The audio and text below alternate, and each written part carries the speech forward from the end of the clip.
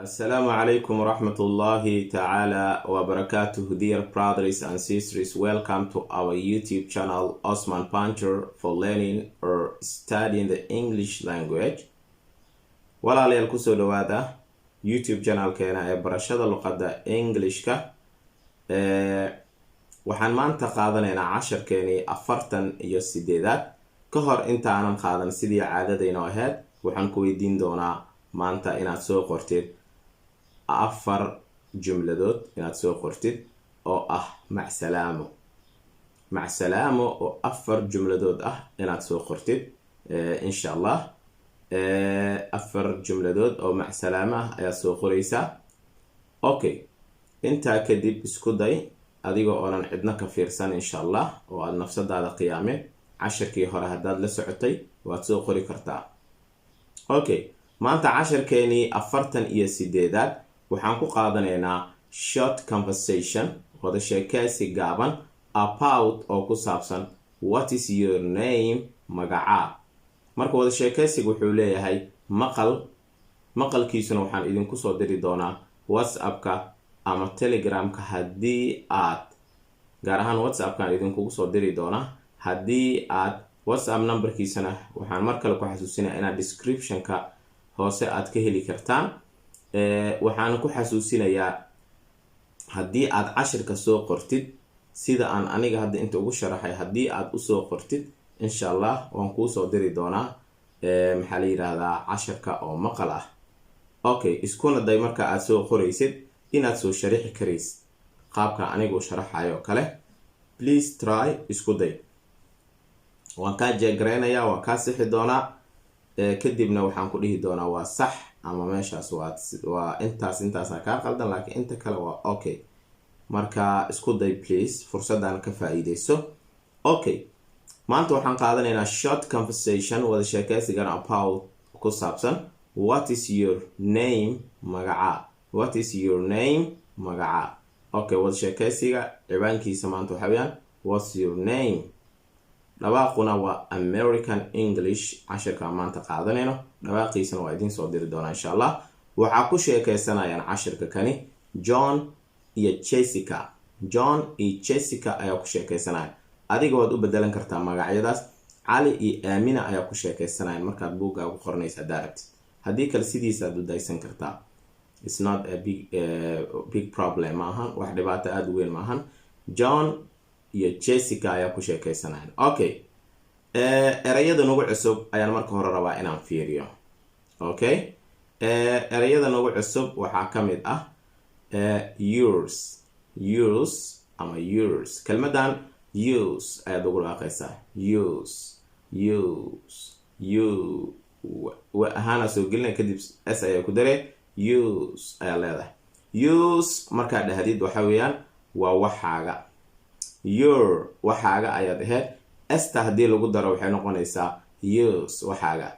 hadda ma raba inaan grammar kuga mashquuliyo laakiin grammar ahaan markay your tahay waa possessive adjective, sifooyinka lahaashaha. markii ay tahana use markay tahana waa possessive pronoun. Okay, possessive pronoun iyo possessive adjective ma rabo inaan hadda kugu sii wareeriyo. possessive adjective wuu fudud yahay, horaad soo qaadatay, laakiin use aa leedahay. use markaad isticmaalaysid wax ma ka dambaysiinaysid. ama waa inaad dhahdaa your brother, walaalka. ama waa inaad dhahdaa yours oo ah a brother of yours, adiga walaalka. markaan brother waa soo hormarisay, a brother of yours, walaalka. brother of yours, walaalka, ama your brother, walaalka. yours marka waa ugu dambaysaa lahaashaha markaad tilmaamaysid shaygu qofka lahaa ma kasii daba dambaysiinaysid. grammarkaas ha ku mashquulin marka ila soco. yours waxa weeyaan waa waxaaga. yours ayaa leedahay. yours waa dhihi kartaa ama yours adoo aarta qarinaya. yours ayaa leedahay. Okay, erayga kale oo aan soo qaadanayna maanta oo nagu cusub waxa weeyaan waa no markaad dhahaysid waa ogaasho. waa KNOW. no waa ogaasho. marka inta badan dadku waxay isku qaldaan saddexdan jumladood oo ah no, no, iyo now. No markaa dhehayso waa maya waay. No maya. No maya. No waa isku dhawaaq marka. No oo ah maya iyo no oo ah ogaashaha waa isku dhawaaq. laakiin no oo ogaashaha maxaa ku jiro? K ayaa ku jirto iyo W. waa KNOW. No ogaasha. laakiin waxaa kaloo jiro now. Now oo ah hadda. waa NOW. waa now oo hadda. marka saddexdan ha ka dhacdhacdo waxa weeye waa no oo ah maya. okay, iyo no oo ah ogaasho ama aqoonis. ma taqaanaa markaa leedahay qofka do you know ayaa leedahay ma taqaanaa. okay, no oo ah ogaasho ama aqoonis iyo now oo hadda ah. saddexdan maanta kadib inay kugu cusbaato dhawaaqeeda ma doonaa insha Allah. okay, waxaan kale inta rabnaa inaan aragno qaabka saacadda qofka loo weydiiyo kale. waxaad dhihi kartaa what time it is. cashir dhan oo waxaan aan samaysan doonaa oo saacadda leh aan ku kala baran doono insha Allah. laakiin hadda intaan faham what time it is. what time it is meeqa saac waay ayay u taagan tahay, ama what is the time meeqa saac. labadaas qaab aad dhihi kartaa. what time it is ama what is the time. labadaas qaab saacadda weydii kartaa qofka. what time it is meeqa saac waay, ama what time what is the time oo ah meeqa saac waay. labadaas qaab inaad fahamtiin isku day insha Allah. waxaan kaloo rabaa eraygana kale inaad fahamtaan. sure. SURE markaad aragtid sure waa xaqiiqo ama hubaal. tusaalahaan hubaal weeyaan. I'm sure waan huwa. markaad dhehayso kale aniga waan huwa. I'm sure waan huwa aniga. okay, sure eraygaas waa hubaal. sure Americanka dhaho. Britishkuna wuxuu dhahayaa sure ayuu dhahaa. Americanka wuxuu dhahaa sure oo ah hubaal. sure oo ah hubaal. Britishkuna wuxuu yiraahdaa sure ayuu yiraahdaa. sure hubaal. I'm sure iyo I'm sure waan huba iyo I am sure waan huba. okay, labadaas dhawaaq waa fahamteen. waxaan kale inta soo qaadanaynaa PM iyo AM wax laga soo gaabiyo. sidaan ognahay saacadda duhurkii wixii ka horeeyo waxaa la yiraahdaa xilliga duhurkii 12kii duhurnimo. wixii ka horeeyo waxaa la yiraahdaa 12kii duhurnimo. reer Somaliland waxay u yaqaanaan 12kii duhurnimo ayay u yaqaanaan. halka Muqdisho iyo dhankaasna loo isticmaalo 6 saac duhurnimo la yiraahdo. marka 12kii duhurnimo laakiin saacad ahaan sax ah in loogu dhawaaqo 6 saac. adduunka markasta aad fiirisid 12 oo yiraahdaan saacadan oo waxay isticmaalaan Somaliland aad laga isticmaalo ayay isticmaalaan. saacadan kaleento oo Muqdisho iyo nawaaxigeeda laga isticmaalana ayaduna saacadda markii la sheegayo kaleente in badan way khaldan tahay markii qaabka loo sheegayo. tusaalahaan waxaan markii 12kii duhurnimo tahay 6 saac duhurnimo 7 saac sidaas dhahnaa. laakiin caalamka markaa fiirisid saas uma sheegaan. caalamka waxay u sheegaan sida reer Somaliland oo kale ay u sheegaan oo kale qaabkaas ay u sheegaan. qaabkaas oo ah marka duhurkii markii la joogo 12kii duhurnimo inaad dhihi kartid. marka saacadda waxaan rabnaa inaan fahamno 12kii duhurnimo wixii ka horeeyo waxaa la yiraahdaa AM saacadda. AM marka AM macnaheeda maxay tahay? AM waxaa laga soo gaabiyey luqadda Laatiinka ayay asal ahaan ka imaaday. AM iyo PM ba. laakiin hadda waxaan fiirinaynaa 12kii duhurnimo wixii ka horeeyo ilaa laga gaaro 12kii habeenimo. intaas marka waxa weeyaan ilaa laga soo bilaabo 12kii habeenimo ilaa 12kii duhurnimo waxaa la yiraahdaa AM. 12 saacadood oo am ah iyo 12 saacadood oo pm ah. marka am waxaa laga soo gaabiyey oo ah ante. ante waa markay laatinta loogu dhawaaqa ante. okay, meridian, ante meridian, laakiin English markii loogu dhawaaqa waa anti meridian. anti meridian waa English markaad ugu dhawaaqaysid. marka anti ama ante oo latini ah waxa weeyaan macnaheeda way u taagan tahay before oo kale, ka hor. meridian waxaa la yiraahdaa waa duhur ama noon, xilliga duhurka, ama midday oo ah duhurkii. mid markaad aragtid waa kala bar, dayna waa maalin. midday maalinta kala barkeeda oo u taagan midday duhurnimo.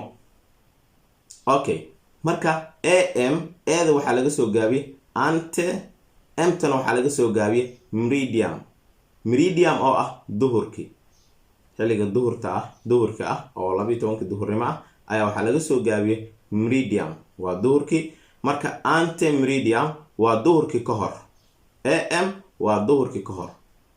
marka pm waxaa laga soo gaabiyey pda oo laga soo gaabiyey post meridian oo ah post oo macnaheeda ah after, post oo macnaheeda ah after, kadib. marka post meridian oo ah latini, erey latini ah oo macnaheedu yahay afternoon oo ah wixii duhurka ka dambeeya ama galab ah. after midday oo kale, maalinta kala barka maalinta wixii ka dambeeya ah. marka intaas waxaa laga soo gaabiyey pm iyo am. maanta kadib am wixii laga soo gaabiyey iyo pm wixii laga soo gaabiyey inaad fahamtiina rabaa, waana isla fahamnay taa. okay, intaa kadib waxaan qaadanaynaa ereyga say. kelmadda say waa dhihid, ama say ing ku dar, saying mahmah, ama say dhihid, saying mahmah. okay, waxaan kala qaadanaa said oo ah said. said waa dhahay. say bastigeeda ama ficil lasoo dhaafay markaad ka hadlaysa waxaa leedahay said. okay, say waa dhihid, said waa dhahay. I say markaan dhaho aniga waxaan dhahaa waaye. I said aniga waxaan dhahay. I said waxaan dhahay ay u taagantaa. marka waxaan dhahay waa wax lasoo dhaafay, marka waa simple past. sayna waa simple present. tani sidaas waa baran doonaa insha allah. okay, intaas waa ereyada nagu cusbaa ee cashirkeeni maanta, cashirkeeni 48aad. okay, cashirkeeni u guda galaynaa marka. cashirkeeni maanta wuxuu ku saabsan yahay a short conversation, waa wada sheekaysi gaaban, about what's your name oo ah magaca. intaas waa ciwaanka cashirkeeni maanta, waa isla fahmnay. okay, John ayaa hadalka bilaaba. marka John waxa uu leeyahay excuse me, iga raali noqo.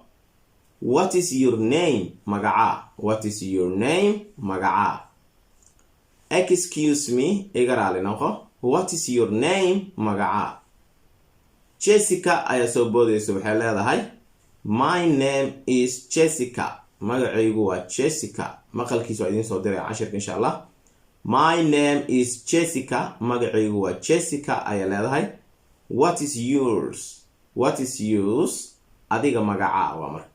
what is your name waa dhihi kartaa, ama maadaama magaceeda ida la weydiiyey markaas ida waxay tiri what is yours adiga kaagana. sidaas waa sharax af Soomaaligiis. what is yours adiga kaagana. what is waa maxay? yours kaaga. yours kaaga muxuu yahay? ama what's your name waa inaad kala bedeli kartaa jumlooyinka. qof hadduu ku dhaw what's your name, my name is Ali, thank you. and you waad dhigi kartaa, ama what is your name waad ku celi kartaa, ama what is yours. jumladan adoo isticmaalaya marka. jumladan adoo isticmaalaya kale marka waxaad dhigi kartaa what is yours. kaaga muxuu yahay okay isagana wuxuu yiri John ayuu yiri John h maruu dhawaaqay John ayuu yiri magaciigu waa John markaad magac qoraysid please oo proper noun ah waa inaad samaysaa xarafka ugu horeeya waa inaad weynaysaa please isku day markaas ayay Jessica waxay tiri you speak waxaad ku hadlaysaa you adiga speak waxaad ku hadlaysaa okay you speak waxaad ugu hadlaysaa Englishka very well si aad u wanaagsan very well you speak English very well si fiican baad English ugu hadlaysaa ayay tiri markaas buu wuxuu yiri asaguna John thank you oo ah mahadsanid thank you ayuu yiri mahadsanid okay Jessica ayaa soo waxay tiri do you know fiir dhawaaq do you know mataqaana what time it is saacada waqtiga saacada inta ay tahay mataqaana do you know mataqaana what time it is saacada inta ay marayso mataqaana ama do you know mataqaana what time it is meeqa saac waaye mataqaana meeqa saac waaye ayay tiri what time it is okay markaas ayuu yiri sure waa American dhawaaqan hadda baranayno sure ayuu yiri sure hubaal waan aqaana waa taagantaa marka sure hubaal waan aqaana sure markaas ayuu wuxuu yiri it oo u taagan markaas waqtiga it is waqtigu waa ayuu yiri 5 laba dhibcood 10 pm way raacsantaa marka pm marka aragtid waa 5 galabnimo 5:10 daqiiqo oo galabnimo waay hase yeeshee halka Muqdisho laga yiraahdo 11 saac iyo 10 daqiiqo laakiin 5 saacadan ina aad u barataan isku day hadii kale markaad qurbaha timaadaan ama meel kale dad kale aad la sheekeysanaysaan ama xafiis kale shaqeysaan ama cadaan ah dhow waad isku wareereysaan markuu ku dhaho 5:10 haduu ku dhaho 5:10 adiga waxa u maleynay subaxnimaad u maleynay hadii aad saacada dhinacan koonfurta aad ku dhagantahay marka faham in saacada dhinacan maxaa la yiraahdaa oo kale oo reer Soomaaliland oo kale inay saxsan yihiin qaabka saacada loo sheegay caalamka wala la sii jaan qaadi kara hadii qaabkaas aan u barano okay qaabkaas ayagu ugu dhawaaq ay saacada ay u fahamsan yihiin anaga saxsan hadii ay xaqiiqada iyo nidaamka saxda ah la fiiriyo okay marka waxaan leenahay marka sure waa sax weeyaan waa hubaal waan aqaana sure hubaal waan aqaana it is saacadu waa ay u taagan tahay 5:10 oo ah 5:10 daqiiqo markaas bay waxay tiri what did you say maxaa tiri maxaa did you adigu say dhahday didkan marka waxay keenaysaa su'aasha oo simple past ahaan marka ku mashquulin hadda adiga did macnaheeda maxay tahay hadhihin did waad baran doontaa what did you say maxaa tiri okay marka did waa isla fahamnay su'aasha ay keenaysaa what did you say maxaa tiri waxay taagantahay kale pardon igu soo cel amal qofka marka aragtid hadal uu dhahay inuu kugu soo celiyo jumladan waad u isticmaali kartaa oo waad dhihi kartaa what did you say maxaa tiri pardon waad dhihi kartaa ama what did you say maxaa tiri wasla fahamna hadda oo maleynaya markaas ayuu John wuxuu yiri I said waxaan dhahay aniga said waxaan dhahay it is oo ah waqtigu waa 5:10 5:10 daqiiqo pm way raacsantaa qoraal ahaan laakiin lagu dhawaaqay 5:10 5:10 daqiiqo markaas ayay Jessica waxay tiri thanks mahadsanid you're welcome oo laga soo gaabiyo you are welcome you're welcome adiga mudan ama waa kala qaadi kartaa oo dhigi kartaa you're welcome adiga mudan marka casharkeeni maanta waan fahamnay waxaan idin leeyahay anigoo teacher Osman Abdulqaadir Puncher inta jecel barashada luqadda Englishka u share gareeya videogan aninkuna aad iyo aad ayaad u mahadsantihiin waxaan idin leeyahay dadaal wacan anigoo teacher Osman Abdulqaadir Panjir mar kale waxaan idin leeyahay assalaamu calaykum waraxmatullaahi tacaala wabarakaatuh.